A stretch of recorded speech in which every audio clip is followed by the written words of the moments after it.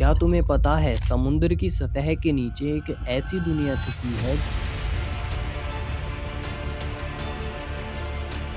जिसे देखने के लिए शायद हम कभी बने ही नहीं थे। ऊपर से देखो तो बस नीला पानी ही दिखाई देता है, लेकिन उस नीले पानी के नीचे एक ऐसी कहानी चल रही है जो इंसान की समझ से बाहर है। जैसे ही हम पानी के अंदर उतरना शुरू करते हैं, रोशनी हमसे दूर जाने लगती है। पहले हल्का सा अंधेरा होता है, फिर गहरा नीलापन आता है जहाँ सब कुछ शांत और थोड़ा सा अजीब लगने लगता है, और फिर एक ऐसा अंधेरा आता है जहाँ रोशनी अपनी ताकत खो देती है और सिर्फ गहरा सन्नाटा रह जाता है। वैसे तो टेक्नोलॉजीज के मामले में हमारे साइंटिस्टों ने मार्स पर रोवर भेज रखे हैं जो हमें पल पल की खबरें देते हैं, यहाँ तक कि आसपास की गैलेक्सीज के मैप भी बना लिए हैं। लेकिन ऐसा क्या है जिसकी वजह से साइंटिस्टों ने अपने ही समुद्र का 5% से भी कम हिस्सा एक्सप्लोर किया है और बाकी के 95% हिस्सों से अभी भी अनजान है? ये सवाल आपके भी मन में आया होगा और आप सब ने भी सोचा होगा कि हम अर्थ की सरफेस से ज्यादा चांद की सरफेस के बारे में जानते हैं,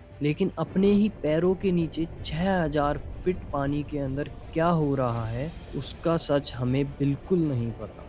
और इसके बावजूद भी अर्थ की सरफेस पर समुद्र जिंदा है। सूरज की रोशनी पानी को चमका रही होती है और समुद्र के छोटे छोटे जीव हवा और पानी से एनर्जी लेकर ग्रो करते हैं, और छोटी छोटी मछलियां उन्हें खाती हैं, बड़ी मछलियां छोटी मछलियों को खाती हैं, और इसी तरह एक पूरी फूड चेन चलती है। शार्क, डॉल्फिन्स, वेल्स सब इस रोशनी पर डिपेंड करते हैं। लेकिन जैसे ही हम 200 मीटर के नीचे जाते हैं, अगला जोन है ट्वाइलाइट जोन। इसकी गहराई लगभग 200 मीटर से 1000 मीटर तक है। ट्वाइलाइट जोन में सनलाइट ऑलमोस्ट खत्म होने लगती है और इसी वजह से यहाँ पे प्लांट्स भी नहीं होते, क्योंकि विदाउट फोटोसिंथेसिस कोई प्लांट एग्जिस्ट ही नहीं कर सकता। लेकिन यहाँ की एक इंटरेस्टिंग बात है कि यहाँ के ऑर्गेनिज्म के पास खुद की एक अपनी लाइट होती है, जिसका एक एग्जाम्पल है ओर फिश। इस फिश का निकनेम डिजास्टर फिश भी है।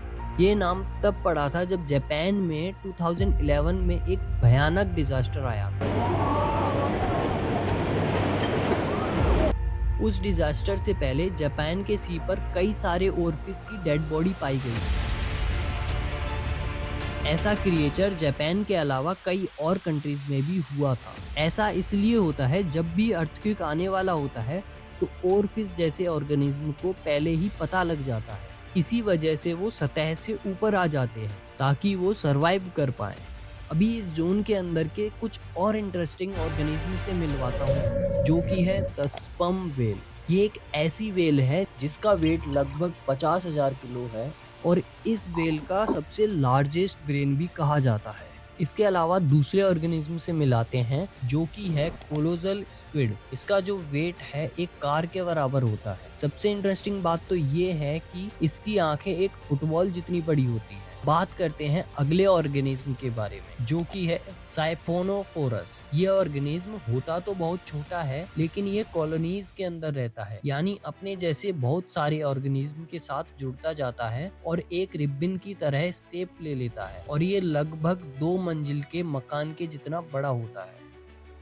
अब बात करते हैं अगले जोन की, द मिडनाइट जोन।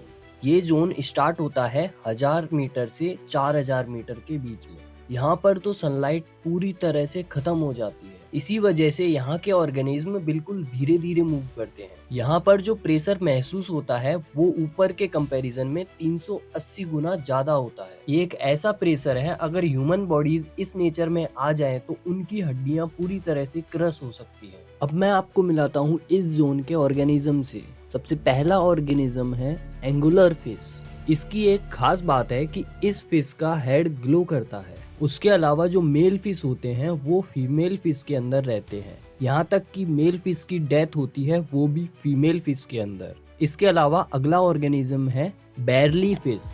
इसकी सबसे स्पेशल बात है इसकी आंखें 360 डिग्री मूव कर सकती हैं और इसका जो हेड है वो ट्रांसपेरेंट होता है। उसके अलावा एक और ऑर्गेनिज्म है जिसका नाम है द ब्लैक सॉलोवर फिश। अब इसके नाम से ही पता चल रहा है कि ये किसी ना किसी चीज को सॉलो करने वाला है। यानी खाने वाला है। इसकी सबसे स्पेशल चीज है कि ये अपने साइज से 3-4 गुना बड़े ऑर्गेनिजम्स को निकल लेता है। कई बार इस ऑर्गेनिज्म की डेथ होने का कारण यही होता है कि अपने से बड़े ऑर्गेनिज्म को निकल लेना, और फिर इसके बाद ये डाइजेस्ट नहीं कर पाता और इसकी डेथ हो जाती है। अब बढ़ते हैं जोन नंबर 4 की तरफ, अबेसल जोन। ये जोन एक ऐसा जोन है जो कि 4000 मीटर से 6000 मीटर के बीच होता है। इसके ज्यादा क्रिएचर के बारे में तो अभी तक कोई पता नहीं लगा पाया है, लेकिन एक ऐसा क्रिएचर है जो कि यहाँ पर मिलता है और वो क्रिएचर बहुत इंटरेस्टिंग क्रिएचर है। उसका नाम है डम्बो ऑक्टोपस। इस ऑक्टोपस की एक खास बात है कि इसके सिर पर जो कान जैसा कुछ दिखाई देता है वो कान नहीं होते हैं, सिर्फ उनकी शेप कान की तरह दिखाई देती है और असल में वो उनके हाथ होते हैं। द डम्बो ऑक्टोपस के अलावा हम ज्यादा ऑर्गेनिज्म तो ढूंढ नहीं पाए हैं, इसलिए बढ़ते हैं अगले जोन की तरफ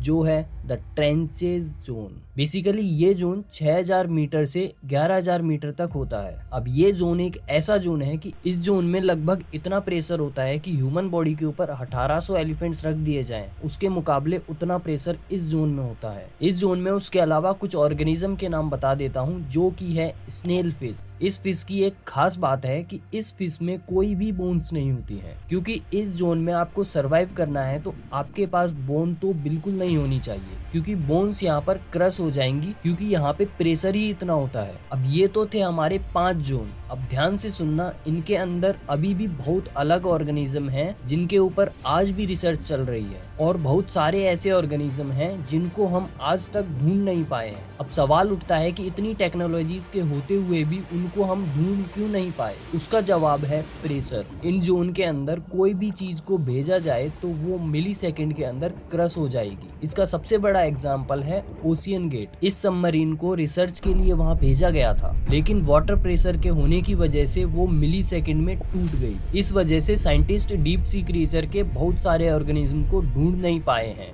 और शायद फ्यूचर में भी इनको ढूंढना मुश्किल है। अब यही था हमारा hidden truth about deep sea creature. मिलते हैं नेक्स्ट वीडियो में। अगर कोई ऐसा सवाल जो डीप सी के बारे में आपके माइंड में आ रहा हो तो कमेंट बॉक्स में कमेंट करना। तब तक के लिए स्टे ट्यून रहना मिस्टर वेनिस्ड से।